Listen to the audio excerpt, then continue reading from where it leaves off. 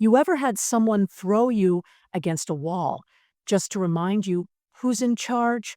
He did it with one hand.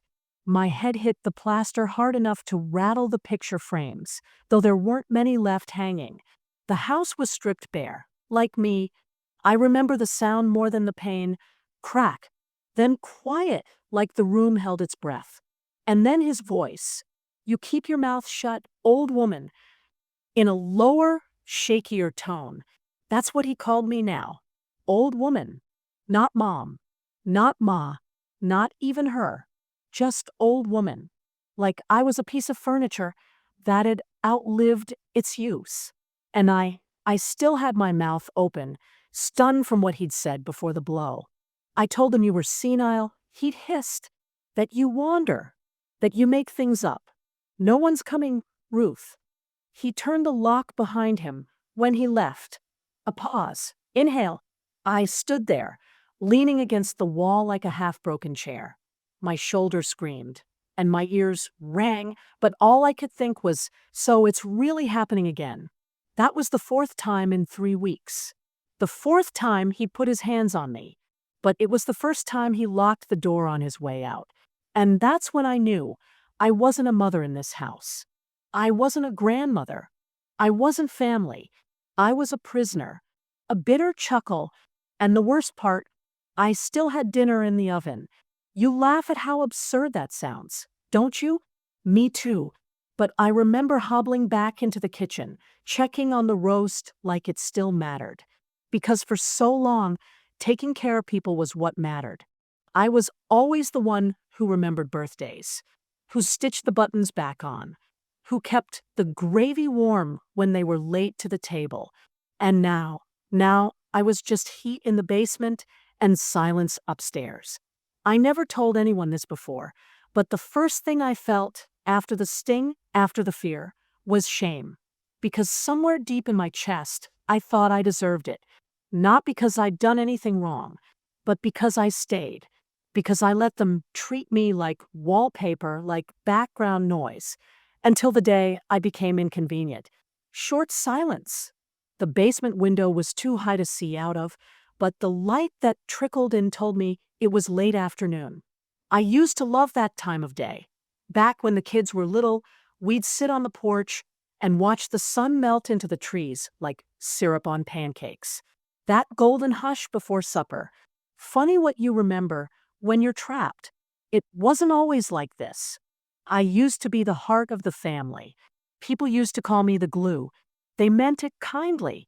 But what they didn't realize was that glue holds everything together until it dries out and cracks. Voice breaking, then steady. He's not my real son. I suppose I should make that clear.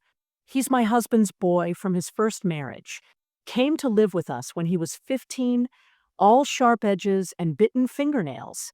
I fed him, washed his clothes, taught him how to drive. And when his father died, I let him stay. Of course I did. What else would I do? Family sticks together.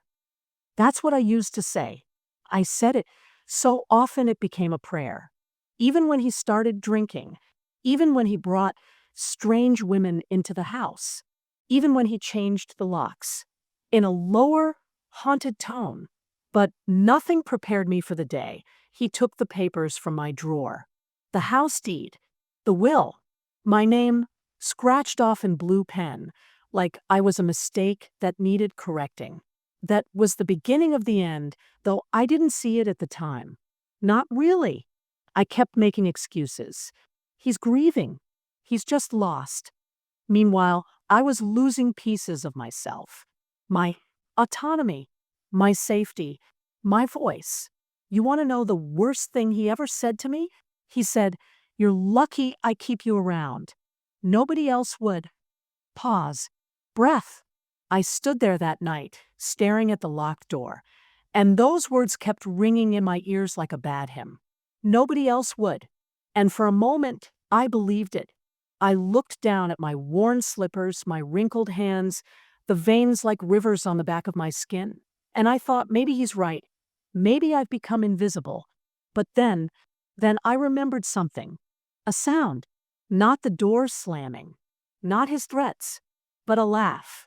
My granddaughter, Ellie, she used to call me the Queen of Soup, said my potato leek was magic armor against sadness. She'd sit at my feet while I stirred the pot, her eyes wide with wonder, and say, "Grandma, you're a wizard." That memory came to me like a lifeline. And I realized something I'd forgotten for too long. I am not nothing. A pause, tone sharpening. I am the woman who raised 3 children, who buried a husband, who built this house board by board with him, sanding every edge with her own hands. And I sure as hell am not a ghost. But that night I slept on the cold cement floor with no pillow and no blanket, because he took them. Said I was too forgetful to be trusted with fire or fabric. He was building a story. The kind you tell the police when someone asks why the old lady's gone quiet. He was setting the stage to erase me. Deep breath, longer pause. I won't let him. I may be old. I may be tired. But I've got one thing he'll never have. I remember. I remember everything. I remember the time I pulled a nail from the floorboard and fixed the fence myself. I remember the way my mother hummed when she peeled apples. I remember being loved. And I remember who I am.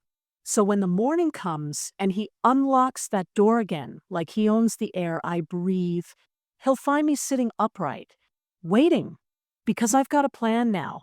I've got nothing but time and my own mind. And he's about to find out that old woman doesn't mean weak. It means underrated, short, firm silence. Let me tell you something about survival. It doesn't begin when you're rescued.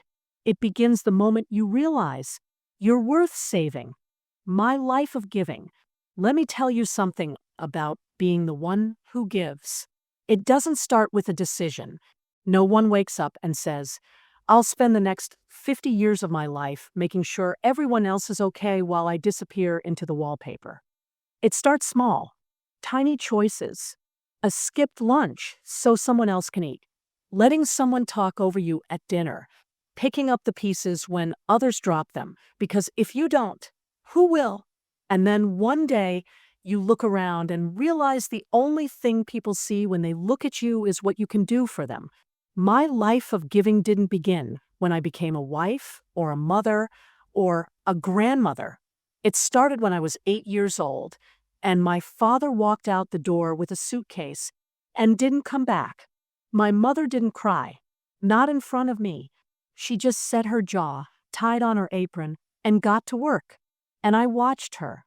I watched the way she held it all together. She worked double shifts, cooked meals from scraps, patched our clothes until they were more patched than cloth. But she never complained. Not once. So I didn't either. I learned early that love meant effort. That being good meant being useful. I cleaned, I cooked, I helped. I made myself helpful because helpful people don't get left behind. That's what I believed.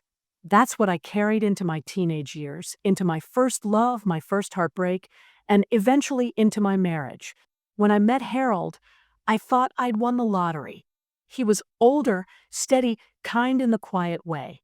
He liked my laugh, said it reminded him of the radio shows he used to listen to. I thought that was the most romantic thing anyone could say.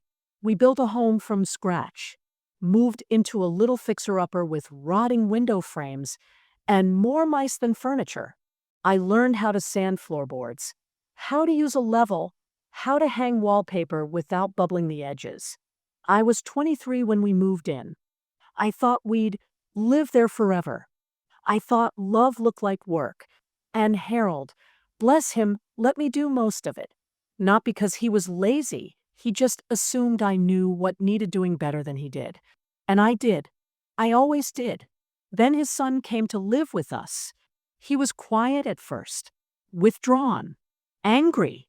His mother had remarried, and he hated the new stepfather. I tried to make room for him, gave up my sewing space so he could have his own room, cooked the meals he liked even when we couldn't afford the ingredients. I took it all on because I believed that if I gave enough love, patience, space, he'd soften, that he'd become mine. But he never called me mom. Not once. The first time he hurt my feelings, he was 17. He said I was trying too hard, that I wasn't his real parent, and I should stop pretending. I remember I was folding his laundry when he said it. I kept folding, didn't flinch, didn't speak, just folded the sleeves down like I'd been taught.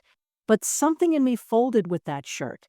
A little crease I didn't have the words for yet. Harold never saw it. Or maybe he chose not to. He thought boys would be boys, and teenage anger would burn off like fog. But it didn't. It hardened. By the time Harold died, that boy had grown into a man who wore his resentment like armor.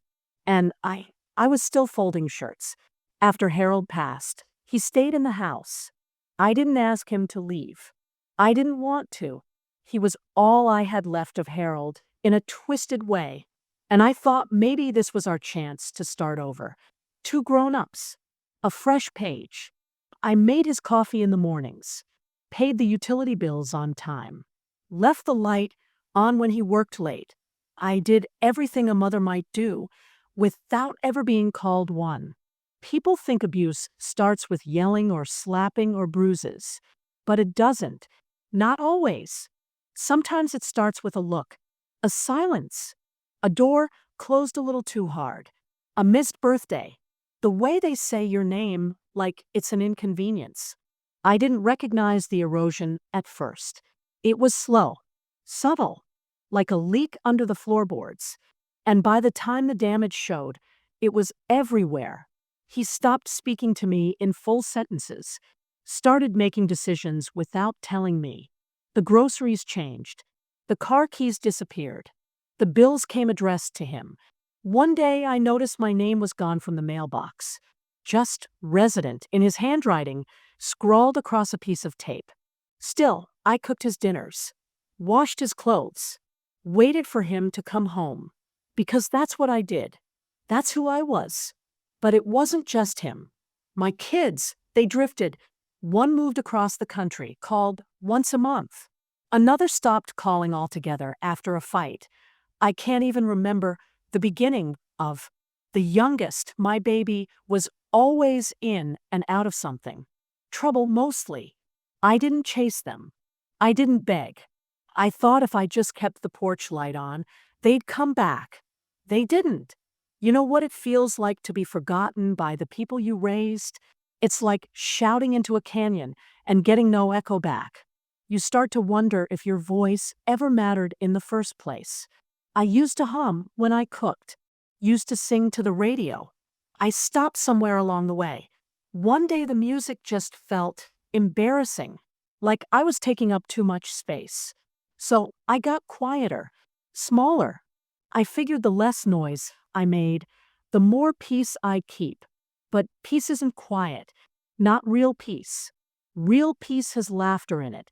It has music and talking too loud, and people who ask how your day was and really want to know the answer. And I hadn't felt that kind of peace in years. The warning signs, they weren't just emotional.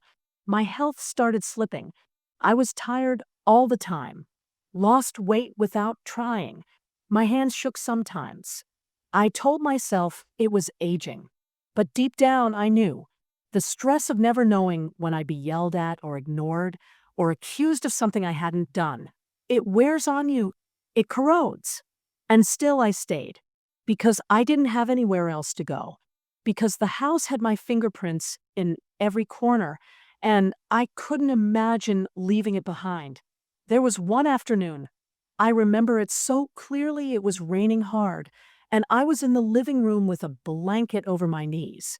He came in, soaked from the storm, and looked at me like I'd left the windows open on purpose. He didn't speak, just stared, then turned and left. The silence he left behind was heavier than any insult. That day, I sat for hours holding the blanket like it was a shield, and I realized something I'd never let myself think before. He didn't see me as a person. I was a thing, a duty, a chore, something to be managed until it went away. And I was letting him. I thought about my mother then, how hard she worked, how invisible she became. I thought about how she died, quiet, tired, in her sleep. I wondered if anyone ever told her, thank you. If anyone held her hand and said, you did enough. I swore I would never let myself vanish like that. And yet here I was, already fading, already forgotten. But something cracked open that day, something small and furious. I started watching, listening, paying attention to the way he talked about me when he thought I couldn't hear. She's not all there, he told someone on the phone once. She forgets things, dangerous to herself. Lies, but convincing ones. He was building a case, laying groundwork for something I couldn't see yet. And for the first time in years, I stopped reacting with silence. I started writing things down. Little notes, dates, times, names. I wrote down everything, not because I had a plan, but because I felt something rising in me, a memory of who I used to be. A woman who could outthink a tax assessor, who could budget a month of meals on half a pantry, who could carry a family on her back and still find time to fix the leaky faucet. I wasn't done yet. That was the first time I understood the difference between giving and erasing yourself. Giving is love, but erasing, that's fear. That's what I've been doing for years, out of habit, out of hope, out of a belief that maybe if I gave enough, they'd remember to love me back. But love doesn't forget you. Love doesn't lock the door. And I had been given just enough clarity to know. I was ready to remember who I was, not for them, for me. The deeper cut, what really broke me wasn't the bruises or the insults or even the locked doors. It was the discovery that the one person I'd been defending quietly, stubbornly for decades had never seen me as anything more than a tool, something to be used and then discarded, the kind of betrayal that doesn't just sting. It hollows you out. I found the papers by accident. He thought he'd hidden them well, tucked behind a false drawer in the back of his room. I wasn't snooping. I was looking for my birth certificate. He said we needed it for some paperwork, some story about reapplying for benefits or consolidating accounts. I didn't think twice. I trusted him. I still did, somehow. Not because he earned it, but because that's who I was. Trusting. Willing. But when I pulled open the drawer and found the envelope, thick and stiff like it had weight beyond paper, everything in me went still. Inside were copies of legal forms, a power of attorney I never signed, medical notes I'd never seen, a document from a doctor I'd never met claiming I was in the early stages of dementia, that I was no longer fit to live independently, that I was at risk of wandering off, of harming myself. I sat there on the edge of the bed, holding these lies in my hands, and my body felt like it didn't belong to me. My fingers went cold. My ears buzzed. It was like the world had shifted 2 inches to the left, and I couldn't find my balance.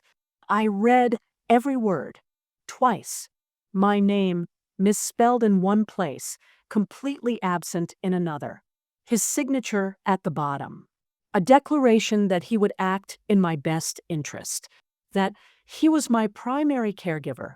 Caregiver. That word hit me harder than any slap he'd ever given. He'd stolen the very role I had devoted my life to. I was the caregiver. I always had been. And now I was the burden, the liability, the problem to be managed, contained, silenced. I don't know how long I sat there. The sun was still up when I started. It was dark when I stood. And when I did, I couldn't feel my legs at first. They were stiff from sitting too long, and the cold had crept into my knees. I walked back down the hall like I was underwater, back to the basement, back to silence.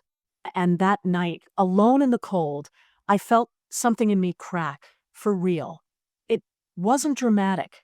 No screaming, no sobbing, no fists pounding walls. Just a quiet, devastating acknowledgement. He didn't love me, not even in the broken, selfish way I used to justify.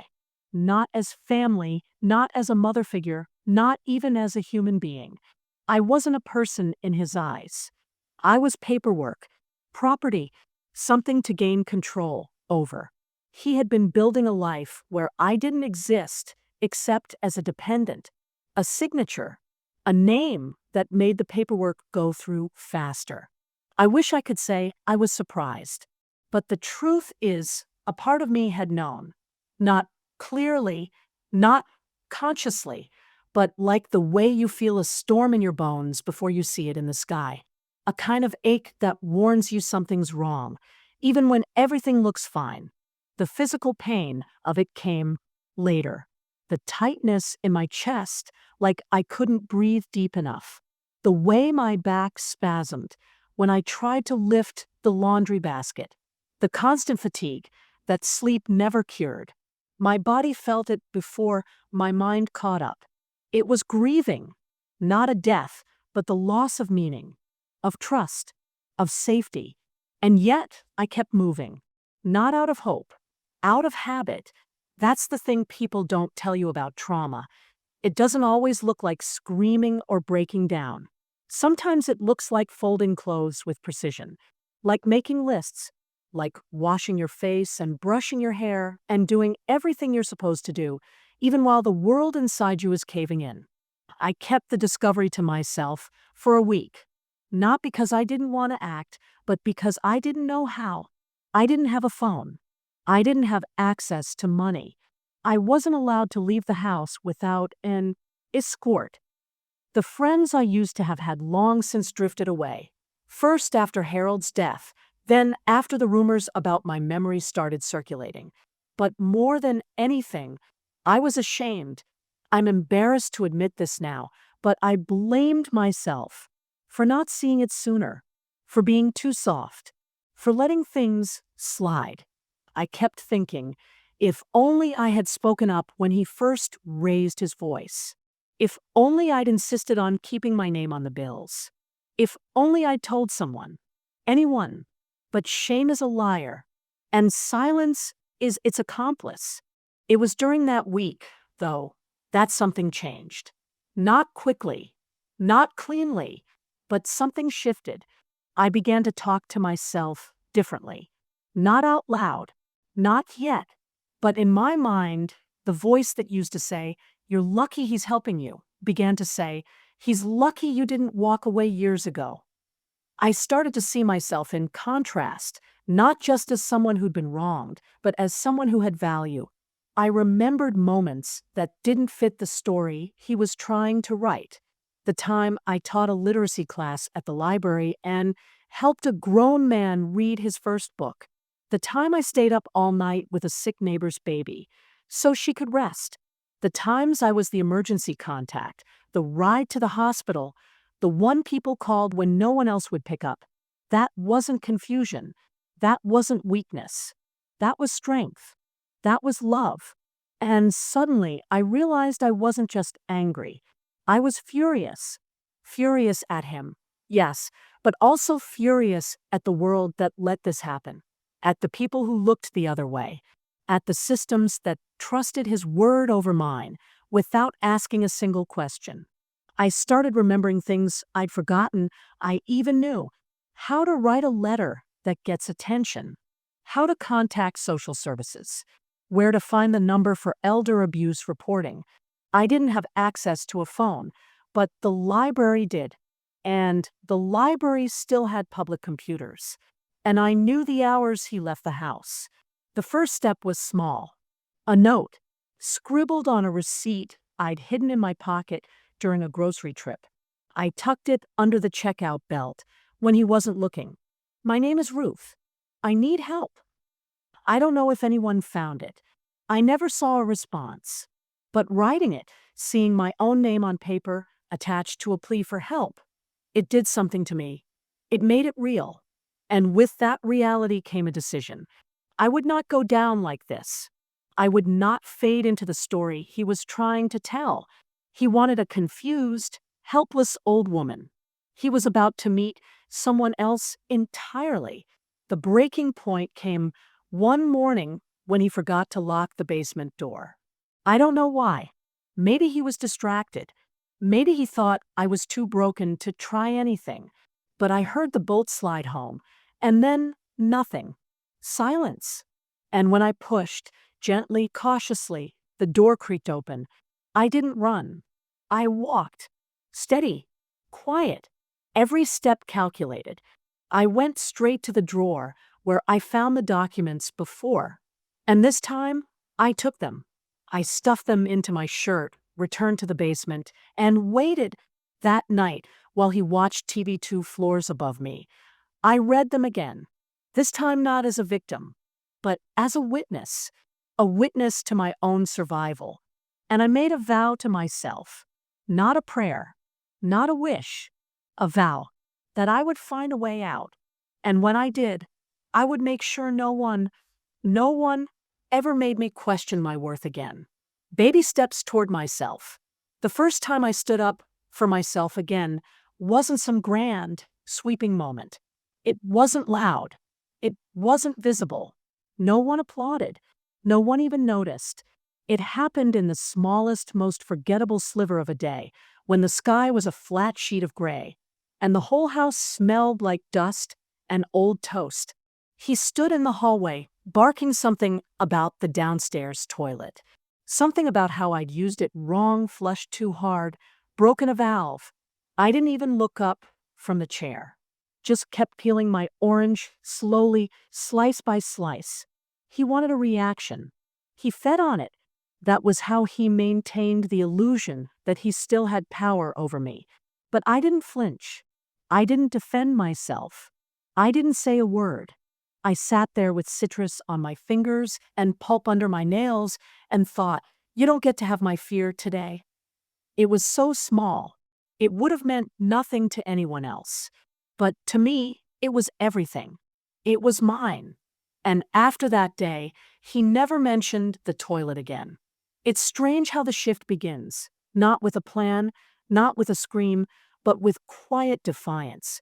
I started talking to myself differently. That voice inside, the one that used to whisper, "Don't make waves," and "Be grateful," and "You'll be alone if you push too hard." It started sounding different. It started asking questions, like, why do you think you deserve so little? And when did you start believing you were optional? I'd walk around the house with these questions buzzing in my ears, louder than the creak of the floorboards, louder than the silence he tried to drown me in. That voice became my closest companion. It didn't speak in inspiration or grand monologues. It just reminded me, I am not done. I am still here. And that means something. The first thing I changed in my surroundings wasn't even visible. It was a spoon. An old one, bent at the neck and dulled at the edge, more a memory than a utensil. I slipped it behind the loose brick in the basement wall where he kept the cleaning supplies. Not because I had a plan, but because I needed to hide something. Anything just to prove to myself that he hadn't erased all of me, that I still had secrets, choices, small acts of resistance. That spoon became my token, my totem. I'd reach behind that brick each morning just to feel the cold metal, just to remind myself that my hands still belonged to me. I never expected that help would come from the boy next door. Eli. He was maybe 17, lanky, always wore a hoodie too big for him. He mowed our lawn in the summers for a few dollars and used to wave at me from the porch when he was little. I hadn't seen him in months. But then one morning, while I was dusting the blinds in the front room, the one room I was allowed to keep looking decent for appearances, I saw him across the street, fumbling with his backpack, earbuds in, half awake and blinking into the morning sun. He looked up, just for a second, just long enough to see me watching. I didn't wave. I didn't smile. But something passed between us. Not recognition. Not even kindness. Just acknowledgement. The kind that says, I see you. It was enough to keep me going for another week. Not everyone welcomed the change in me. The resistance came fast, and it came quiet. The more I stopped apologizing, the more he started noticing. He couldn't articulate it. He didn't have the language for emotional distance, but he felt it. My silence wasn't submission anymore. It was observation. He could sense the difference, and it made him uneasy. He started hovering again, asking questions he didn't really care about, checking the locks twice, testing me with little traps. Did you move this? I thought I told you not to touch that. I answered less and less. My answers didn't matter anyway. They never had. But the way I held my body, that changed. I stood straighter. I didn't shuffle. I didn't look down. And every time he noticed, he'd scowl like he was staring at a dog that used to obey and had suddenly grown a mind of its own. It was around then that I started writing again. Nothing fancy, just scribbles on scraps of old receipts and discarded envelopes, bits of my mind I didn't want to lose, things I needed to remember, what time he left the house, what time he came back, what mood he was in, what lies he told over the phone. At first, it was just to keep my mind sharp, to hold on to reality when the gaslighting got thick. But slowly, it became something more. A record, a map, a story, my story. I kept the scraps hidden in a bag of yarn he never touched. I didn't knit anymore, not since the arthritis got worse. But the bag sat in the corner like a prop, something expected. No one suspects the things we leave in plain sight. Every small victory sharpened me. Like when I figured out how to access the internet again, just for a few minutes at the public library during one of his chaperoned outings. He thought I was browsing recipe books. I was reading about guardianship fraud, about how often it happens, about how many women like me end up locked out of their own lives by people who smile through every lie. And it lit a fire in me, not just anger, purpose. For the first time in years, I wasn't just surviving. I was planning. I was building something invisible under his nose, brick by brick. One day I got bold. I dropped one of my notes in a grocery store aisle, right by the canned vegetables. Just a sentence scrawled on a receipt. My name is Ruth. I need help. My son is hurting me. I don't know who to call. I don't know if anyone found it. I didn't leave my name on the list for pickup. I didn't hang around long enough to watch someone discover it. But writing it, placing it there, it gave me a power I hadn't felt in years. Like shouting across a canyon and finally hearing your own voice echo back. Every time he left the house, I stood at the window and watched the world move on without me. Cars passing, people walking dogs, kids dragging backpacks home from school. All of it happening while I existed in this strange, shrinking pocket of air where time slowed down. But something about watching it, about knowing life was still going, made me feel less trapped, made me believe that freedom wasn't just a memory, that maybe, just maybe, it was still out there waiting for me to reach for it. I began to test boundaries, little ones at first, rearranging items in the kitchen, leaving lights on longer than usual, taking longer to answer when he called.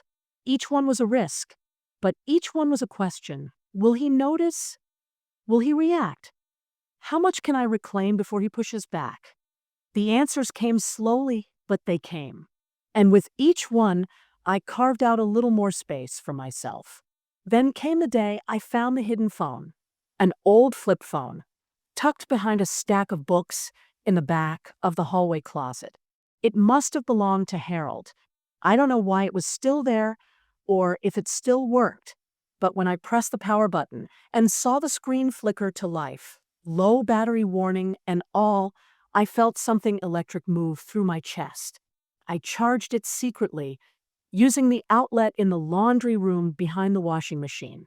It took 3 hours, 3 long, breathless hours while I moved around the house pretending everything was normal. But when it powered on, I cried. Not because of what it was, because of what it meant. I had a voice again, and I was going to use it. The truth I couldn't ignore. The day I found it started like any other. He had left early, muttering something about a meeting, slamming the door like punctuation to a sentence I wasn't invited to hear. I waited 15 minutes before I moved, listening for footsteps that never came back. That's the kind of vigilance that becomes second nature when you've lived in a house where every creak of the floorboards might signal a shift in your safety. I had learned to measure time in silence. So I moved, quiet and deliberate, straight to the back closet, where I kept what little was still mine. I wasn't looking for anything in particular. Maybe just proof I still had the right to rummage, to open drawers without fear. But what I found was more than proof. It was a portal, a key to everything he'd tried so hard to bury. Tucked behind a stack of old linens, in a folder I didn't recognize, was a letter. An envelope, yellowed with age, sealed but unaddressed. My hands trembled as I pulled it free. There was no name on it, no date, just the weight of secrets pressing into the paper. I don't know what made me open it. Maybe instinct, maybe desperation, maybe something deeper. That part of you that never stops hoping for one last good surprise. I unfolded the letter slowly, afraid it might disintegrate. And the first thing I saw was his name. My first husband. My Ellie's grandfather. A name I hadn't spoken aloud in years. He had written it to me. The words were careful, deliberate, like he had rewritten them a dozen times before finally settling on this one version. He said he tried to contact me after the divorce, that he had wanted to be in Ellie's life, that he had left gifts, letters, even came to the house, that he had been turned away by the man I had trusted, that he had been told I didn't want to see him, that I had moved on, that I had asked to be left alone. None of it was true. I sat on the floor with that letter clutched in my hands, the words swimming as tears blurred the ink. I could feel my heart breaking in a way I didn't think was still possible. Not again, I thought. Not after everything. But this was a betrayal of a different kind. A robbery. He hadn't just taken my freedom, my voice, my name. He had taken my past. He had rewritten my memories, erased chapters of my life to fit the story he wanted the world to believe. And in that moment, something in me broke open, not with sadness, but with clarity. For so long, I had blamed myself for the silence, for the absence of people I loved, for the phone calls that never came, the visits that stopped, the relationships that faded without explanation. I thought maybe I'd been too cold, too hard to love, too forgettable. But now I knew the truth.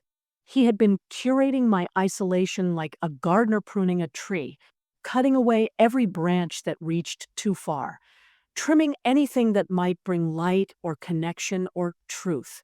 And I had let him, not knowingly, but willingly, in a way that only makes sense when you've been taught your whole life that peace means compliance. I reread the letter 3 times before I could even process what it meant. That he'd lied, that he'd intercepted things, that he'd taken people from me, not by force but by deception. It wasn't enough for him to control my present. He had to own my past too, to twist it, shape it, make it his. And suddenly, all those moments I doubted myself, all the times I wondered why people had stopped showing up, stopped calling, stopped caring, came flooding back in painful detail. The unanswered birthday cards, the Christmases spent alone, the messages left on machines that were never returned. It wasn't them. It was never them. It was him. And it made me wonder who I really was if I wasn't just a widow or a caretaker or the background character in someone else's story. If I wasn't the problem, if the version of me that existed in their minds had been twisted by lies, then who was the real me? Was she still in here, buried beneath the years? I didn't have an answer, but for the first time, I wanted to find out. The weight of that realization sat heavy in my chest for days. I carried the letter with me like a relic, folded carefully into the pocket of my housecoat. I couldn't stop thinking about it, not just what it said, but what it meant. That I had been invisible, not by accident, but by design. That my erasure had been methodical. And the longer I sat with that truth, the more I realized how deep the roots of it went. This wasn't just about me and him. This was about every time I'd been told to lower my voice, to smile through discomfort, to be grateful for crumbs when I baked the whole damn cake. Suddenly, all those memories looked different. The ones I used to gloss over. The way he used to take phone messages but never pass them along. The way he insisted on answering the door, screening the mail, managing the calendar. I used to think he was being helpful, protective, even. But now I saw it for what it was: gatekeeping. Control disguised as care. He hadn't been protecting me. He'd been fencing me in. That night, I sat at the kitchen table long after he went to bed, just staring at the wood grain under my fingertips. The house was quiet in that eerie, unnatural way it gets when the air itself feels wrong. I thought about confronting him, about slamming the letter down in front of him and demanding the truth. But I didn't. Not yet. Because something in me knew this wasn't a moment for rage. It was a moment for decision. I had seen the truth now. And once you see it, you can't unsee it. You can't go back to pretending. That night, I made a promise to myself. A quiet one. Not whispered or written down. Just held deep inside, like a coal I could carry in my chest. I promised I would stop waiting. For apologies. For rescue. For recognition. I wouldn't spend another year, another month, another hour, hoping someone would come and fix the life that had been stolen from me. I would fix it. I would take it back, one piece at a time. Even if no one ever believed me. Even if no one helped. Because now I knew, and that was enough. The next morning, I looked in the mirror and said my name out loud. Ruth. And I said it again. And again. Like an incantation. Like a resurrection. And for the first time in years, I recognized the woman looking back, becoming my own person. The first thing I did was cut my hair. Nothing drastic, just a simple snip, blunt and uneven, right there in the bathroom mirror with a pair of dull sewing scissors I'd tucked away in a jar of buttons. I hadn't touched my hair in years. He liked it long, said it made me look more put together. But I didn't do it for him. Not anymore. I stood over the sink as strands of gray fell into the porcelain like brittle threads, and I felt lighter with each piece, not just because of the weight, but because it was mine, my choice, my hands, my moment. It didn't look good, not by anyone's standards, but it looked like freedom, and that was more beautiful to me than any salon cut could have ever been. I started wearing the things he hated. The oversized sweater with the wine stain down the front.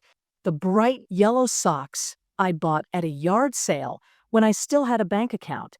The scarf my sister gave me before we stopped speaking.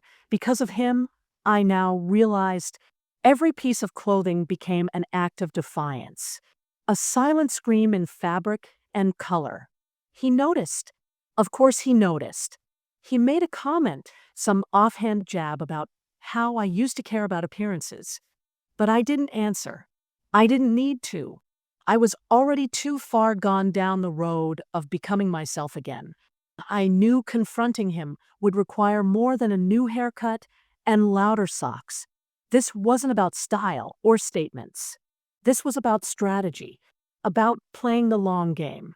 So I went back to what I knew best: plans. I had always been the planner in our house, the list maker, the woman with the calendar and the backup calendar and the folder of receipts. He used to mock me for it. called me old-fashioned. But that skill, that bone-deep compulsion to prepare, that was going to be what saved me. I started mapping out everything. When he left, where he went, who he talked to. I wrote it all down in a notebook I disguised as a crossword puzzle book, and I kept it hidden in plain sight. Every page was a step. Every entry was a crack in the foundation of his lie. I started building a new world inside my mind, a scaffolding of possibilities. I researched shelters, pro bono attorneys, elder advocates. I memorized hotline numbers like I used to memorize pie recipes. The information filled me with power, not the kind that roars or dominates, but the kind that steadies, the kind that lifts your chin just enough to see over the fence, the kind that reminds you you're still alive. Along the way, something unexpected happened. I began drawing people back in, not all at once, not with grand gestures, but slowly, naturally, like the way sunlight returns after a long, brutal winter. I asked the librarian about a book on tenants' rights. She nodded, didn't ask questions, handed me a small pamphlet she kept under the desk, slipped her phone number inside. Just in case, she said. A woman I barely knew from church showed up at the grocery store one day and said she'd been thinking about me. She gave me a hug that lasted a little too long, the kind that says more than words ever could. I found out later she'd been through her own kind of hell. That hug, that was recognition. That was solidarity. The more I changed, the more resistance I encountered. Not from strangers. From him. Of course, from him. He started watching more closely, asking more questions. Where was I going? Why was I writing things down? Who had I talked to? The mask of concern he used to wear so effortlessly began to slip. He got sharper, shorter, but I didn't shrink the way I used to. I met his suspicion with silence, with stillness, with a kind of patience I didn't even know I had, because I knew something he didn't. I was no longer afraid of him.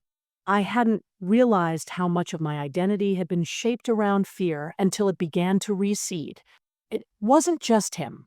It was the fear of upsetting anyone, of being too much, asking too much, taking up too much space.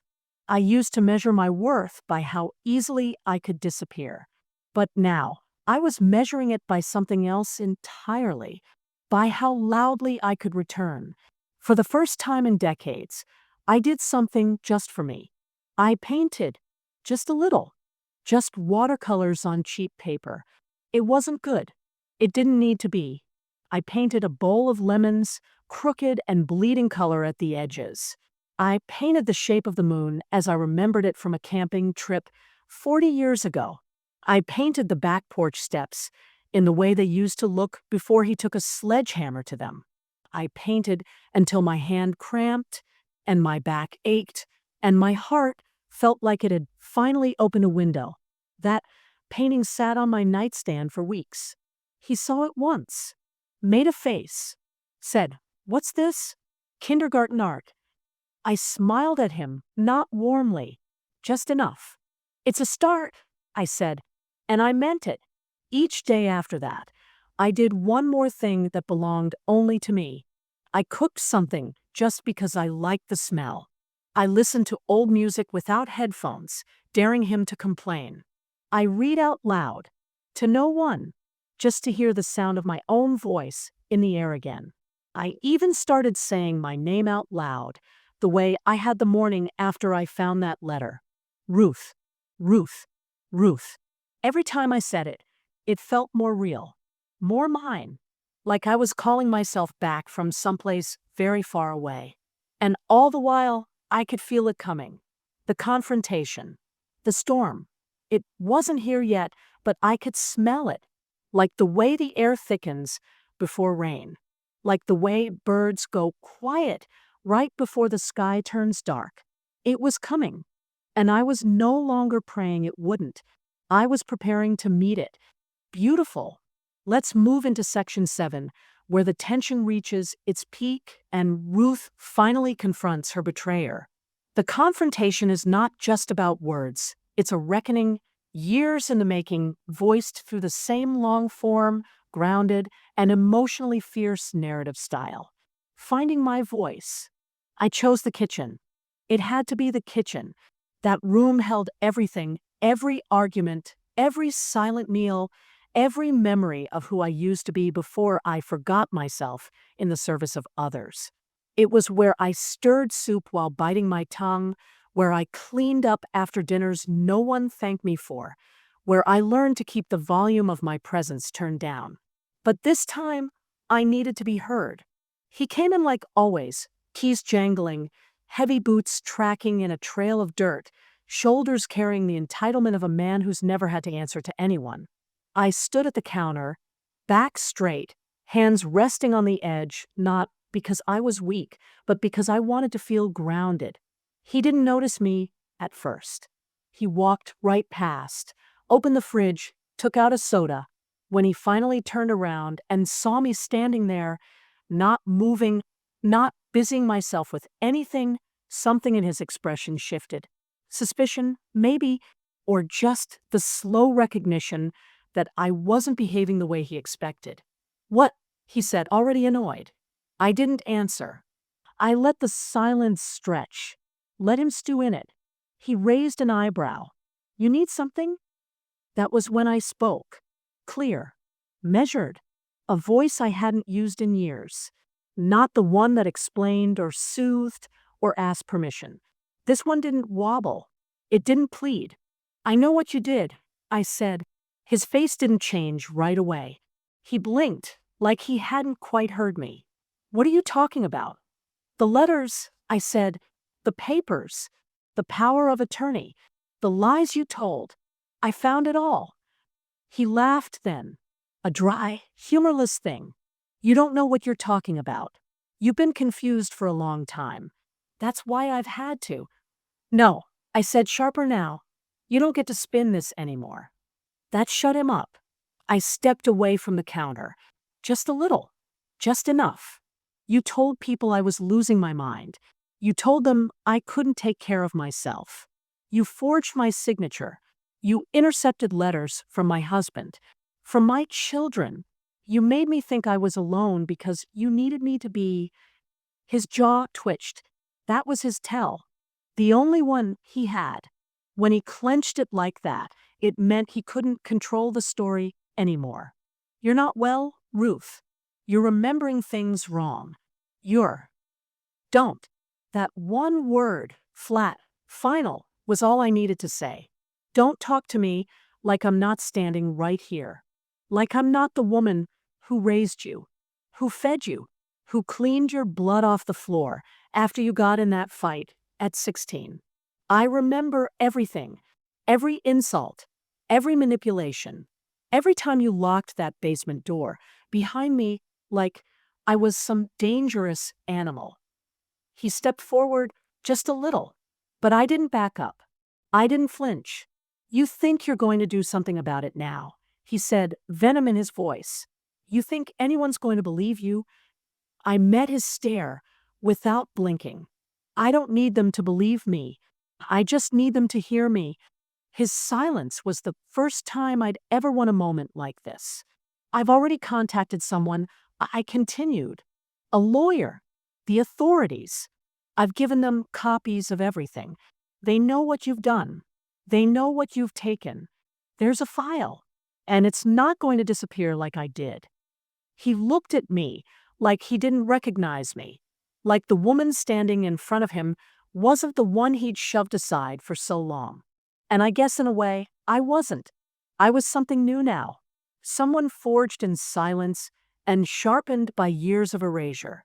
"The house," I said, gesturing around us. "I built this. Me and Harold. Every floorboard, every screw, every coat of paint. You think you can lock me out of it? Claim it like a trophy? Not anymore." His voice rose, louder now, desperate. "You don't know what you're doing. You're going to ruin everything." "Everything?" I echoed. Everything was already ruined. You just don't get to keep the pieces. And that was the moment. The final shift. The crack in his armor. He opened his mouth to say something, but nothing came out. Because deep down, he knew it was over. Not just the scheme. Not just the control. But the version of me he'd been manipulating for years. She was gone. And in her place was someone who had nothing left to lose. When the tears came, they were his.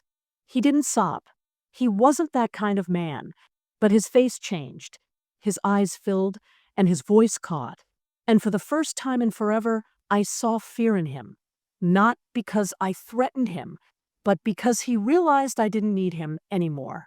Because the leash had snapped, and the dog hadn't run. She had stood still and bared her teeth.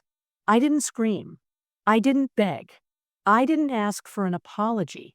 I just turned and walked away, left the kitchen, left him standing there in the cold, fluorescent silence he'd always relied on to keep me small.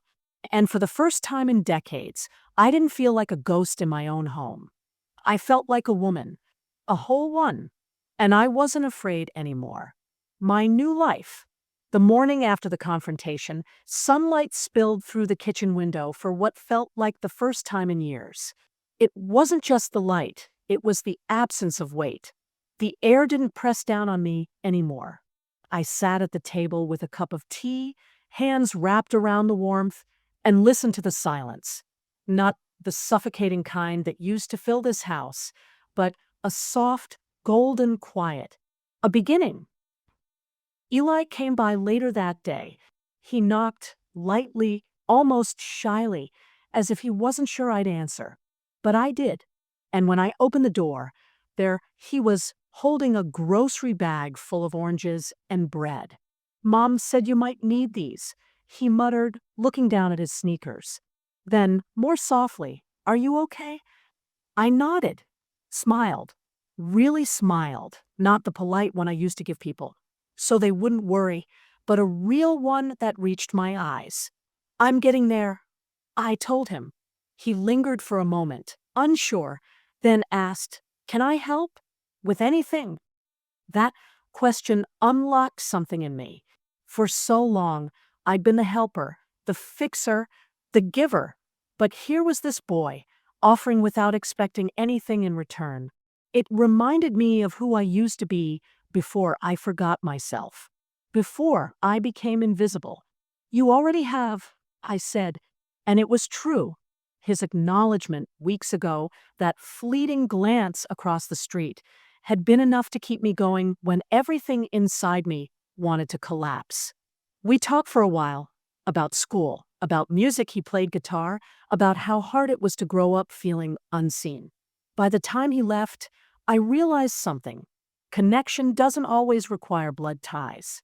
Sometimes it's built on shared humanity, on seeing each other. The lawyer arrived 2 days later. A woman named Clara, calm and steady, with glasses perched on her nose and a leather briefcase that smelled like old books. She sat across from me at the dining room table, which hadn't seen company in years, and spread out papers between us. Documents I recognized all too well. The fake power of attorney, the forged signatures, the medical notes claiming I was unfit. "This is strong evidence," she said, tapping a pen against the edge of one paper. "But we'll need more. Witnesses, preferably. Anyone who can testify to your mental state or his behavior." I thought about everyone who had drifted away, all the birthdays missed, the holidays spent alone. Had they believed his lies? Or had they simply stopped caring? Either way, it stung. But then I remembered Eli's mom, the librarian, the woman from church who hugged me too long. They weren't family, not by blood, but they saw me, really saw me, enough to believe me now. "I think I know where to start," I said. Getting rid of that sweater he gave me was symbolic. It wasn't just fabric, it was armor, protection against judgment, against being too much or wanting too much. When I dropped it into the donation bin, I felt lighter, like shedding skin. like reclaiming space I hadn't realized I'd lost. I started dressing differently. Bright colors I hadn't worn in decades. Patterns that made me feel alive instead of small. Every outfit became a declaration. I am here. And then there was the introduction. I practiced it in front of the mirror until it felt natural. Hi, I'm Ruth. I love jazz. I write stories. No mention of widowhood, no explanation of betrayal, no apology for existing. Just me, present tense, future focused. It felt strange at first, introducing myself like I was meeting someone new. But maybe I was. Maybe this version of me, this bold, unapologetic woman, was someone I hadn't met yet either. The hardest part wasn't confronting him or gathering evidence or even testifying when the time came. It was learning how to live again, to take up space, to say yes when I wanted to, no when I didn't, to sit still without feeling guilty, to laugh loudly, cry openly, exist fully. One afternoon, I went to the park, just because I could. I brought a book, a novel I'd been meaning to read forever, and sat under a tree, letting the sun warm my face. A little girl nearby was blowing bubbles, and they floated past me like tiny rainbows. Without thinking, I reached out to catch one. It popped against my palm, leaving behind a faint shimmer. "You shouldn't do that," a voice said behind me. I turned to see a man sitting on a bench, watching me with amusement. Bubbles are meant to be chased, not caught. I laughed, actually laughed. "Maybe I like breaking rules," I said. He grinned. Fair enough. We ended up talking for over an hour, about books, about life, about how beautiful ordinary moments can be when you stop rushing through them. His name was Daniel, and though nothing came of our conversation beyond friendship, it mattered, because for the first time in years, I let myself enjoy the simplicity of human connection. No strings attached, no obligations, just two people sharing a moment. The court case dragged on longer than I expected. There were hearings, depositions, endless questions about my memory, my sanity, my worthiness to reclaim my own life. At times, it felt like reliving the abuse all over again. But I held on to something he couldn't touch, my truth, my voice, my refusal to disappear. When the verdict finally came, it was anticlimactic, guilty on multiple counts. Fraud, abuse, exploitation. He would serve time, lose access to the house, forfeit control over my finances. None of it brought back the years he stole, but it didn't matter. What mattered was that I won, not him, me. My new life isn't perfect. Some days are harder than others. Loneliness creeps in sometimes, especially late at night when the house feels too big and too empty, but I've learned to sit with it, to remind myself that loneliness isn't the same as being alone, that there's beauty in solitude if you let yourself find it. I started volunteering at the library, helping kids learn to read, teaching seniors how to use computers. Small acts of kindness that don't cost anything but mean everything. People call me brave, but I don't feel brave. I feel free, finally free. On the anniversary of the day I found that letter, I drove to the cemetery, not to visit Harold's grave. He never deserved that kind of loyalty, but to stand beside Ellie's grandfather's stone. I knelt in the grass, tracing the carved letters with my fingers. "I'm sorry," I whispered, "for not knowing, for not fighting sooner. But I'm here now. I'm whole." As I stood to leave, a breeze rustled the leaves above me, carrying with it the faint scent of citrus. Oranges, like the ones Eli brought me that first day, like the ones I peeled in defiance while he raged in the hallway. I smiled, turned toward the car, and drove home, looking back, moving forward, The day I signed the lease for my new apartment, I wore the yellow socks. The ones he hated. The ones that made him sneer every time I pulled them on, like they were a personal affront to his authority. I didn't choose them out of spite, not entirely. I chose them because they were bright, because they reminded me of sunlight on daffodils and lemonade stands in summer, because they said, without words, I am here. Eli came with me to the leasing office. So did his mom, Carla, who'd become something of an unofficial guardian angel over the past few months. She brought a cake, store-bought, but decorated with care. For Ruth, it read in shaky blue icing. It was simple, maybe even silly, but when I saw those words, something inside me cracked open all over again. Not in pain this time. In gratitude. We stood in the tiny kitchen of the one-bedroom apartment, drinking coffee from mismatched mugs while Carla sliced the cake into uneven squares. The space smelled faintly of fresh paint and possibility.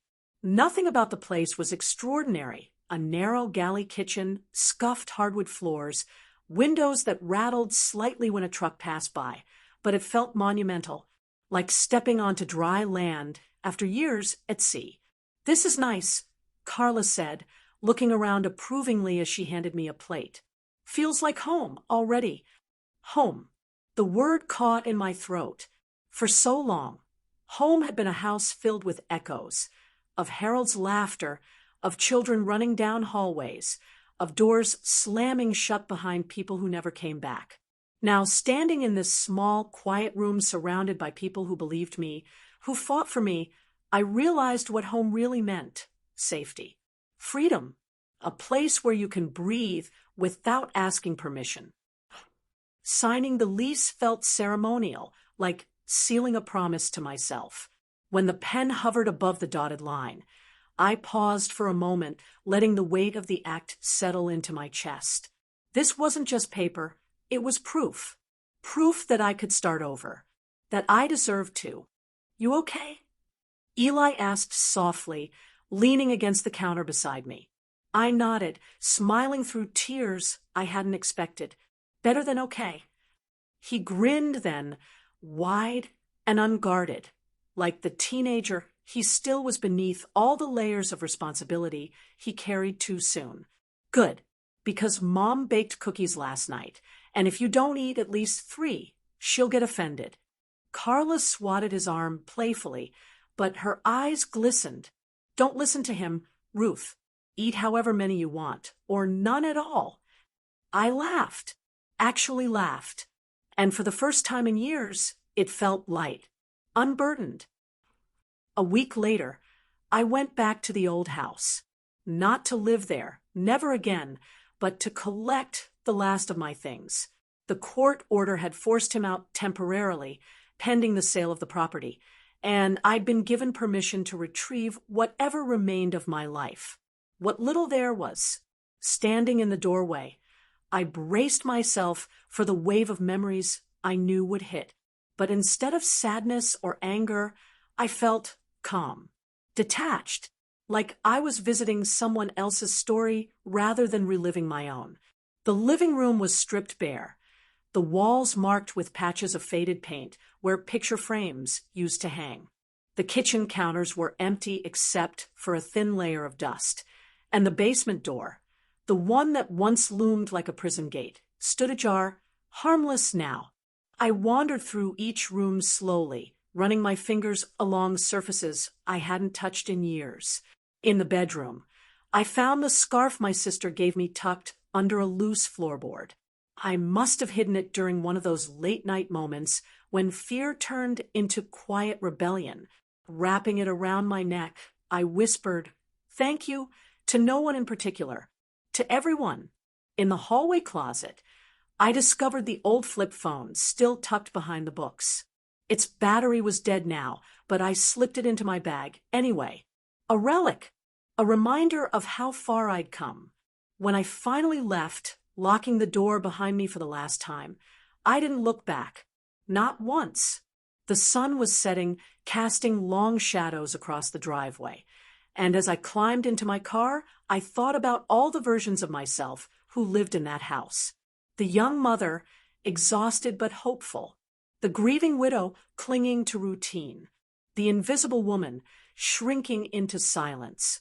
They were all part of me, but none of them defined me anymore. If someone had told me a year ago that I'd be free, that I'd stand in my own kitchen making tea without checking over my shoulder, I wouldn't have believed them. I'd have laughed bitterly or cried, maybe both. Back then, freedom seemed like a fairy tale, something other people got to experience while I stayed trapped in the margins of my own life. But now I know better. Freedom isn't loud or dramatic. It doesn't announce itself with fireworks or parades. It's quieter than that, subtler. It's the ability to sit still without feeling guilty, to take up space without apologizing, to say no and mean it, to exist fully without explanation. And it's mine. My relationships with my children are complicated. 2 of them reached out after the court case, made headlines in the local paper. Their messages were hesitant, full of apologies and questions. I responded briefly, honestly, but kept my distance. Forgiveness is a process, not a switch you flip. As for the third, the one who stopped calling years ago, I haven't heard from him. Maybe I never will. And that's okay. What matters is that I'm learning to forgive myself for staying, for doubting, for believing I deserved less than I did. That's the hardest part, really, not hating him for what he took, but loving myself enough to rebuild what's left. One evening, a few weeks after moving in, I sat on my balcony watching the sunset. The sky burned orange and pink, streaked with clouds that looked like brushstrokes. Beside me, Ellie leaned forward in her chair, sketching furiously in the notebook she always carried. She'd visited almost every weekend since I moved, bringing stories from college and updates about her classes. Sometimes we talked for hours. Other times, we simply sat together in companionable silence. "You're staring," she said suddenly, glancing up from her drawing. "Am I?" I teased.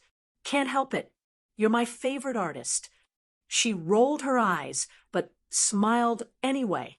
"Grandma, you're biased." "Maybe, but I'm also right." For a moment, neither of us spoke. Then she asked softer this time, "Are you happy here?" I looked at her, really looked at her, and felt my heart swell. Happy wasn't quite the word. Peaceful, maybe. Grateful. Whole. "Yes," I said finally. "I am." She nodded, satisfied, and returned to her sketch. But I kept watching her, marveling at how much she reminded me of myself at her age. Determined, resilient, full of fire. Later that night, as I lay in bed, listening to the hum of the city outside my window, I thought about everything I'd lost and everything I'd gained. My journey wasn't linear. There were setbacks and doubts, moments when the weight of it all threatened to pull me under. But I kept going, kept fighting, kept remembering who I was. Because that's the thing about being erased. It only works if you let it. If you stop speaking your name, stop claiming your space, stop believing you matter. But I remembered. And now, no one, not even my own blood, gets to take that away from me. Not ever again.